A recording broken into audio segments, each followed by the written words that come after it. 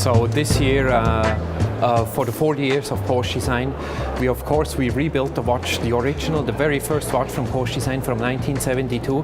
That was the first black chronograph in watch history. Up to that date, the people were used to having stainless steel watches and gold watches, but not black watches. And the inspiration for that black watch had Ferdinand Alexander Porsche from the dashboard of a car, especially the dashboard of the race cars, because they always had a black dial and white hands on it, so that you could read the speed very easy and very fast. We started 2 years ago with the first titanium watch in 1980, sprung out at that time. So that was also at the same time the introduction of the titanium material in the watch industry. So that we rebuilt that watch 2 years ago. Then the last year we brought out the first watch with a compass. That dates from 1978.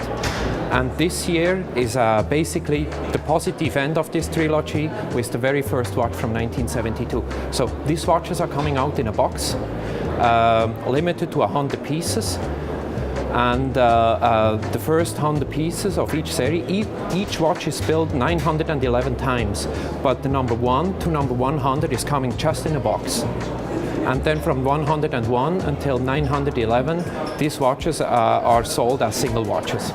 Sunglasses are also a very important element in the Porsche design collection.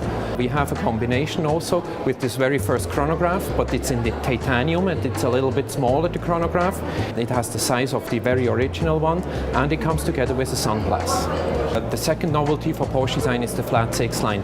The Flat 6 was introduced in 2005, and it was a very successful line. It's basically the entry line for the Porsche design product. It's a new design somehow, but it still remains the typical Flat 6, and it has very interesting elements like the hidden crown, the hidden pushers. We also hide the crown this time, and we did some improvements on the designs, so that makes it now really a perfect line. Being the CEO of a company, it's like also running a mechanical movement, because there you also have different elements which have to go and run with each other. You have the energy source, the barrel drum, then you have the whole gears, you have the escapement, you have the balance wheel. That all has to go together.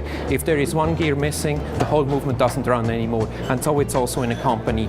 You have the development, then you have the production, you have sales department, you have marketing, you have finance, and all that has to go together, otherwise a company won't run.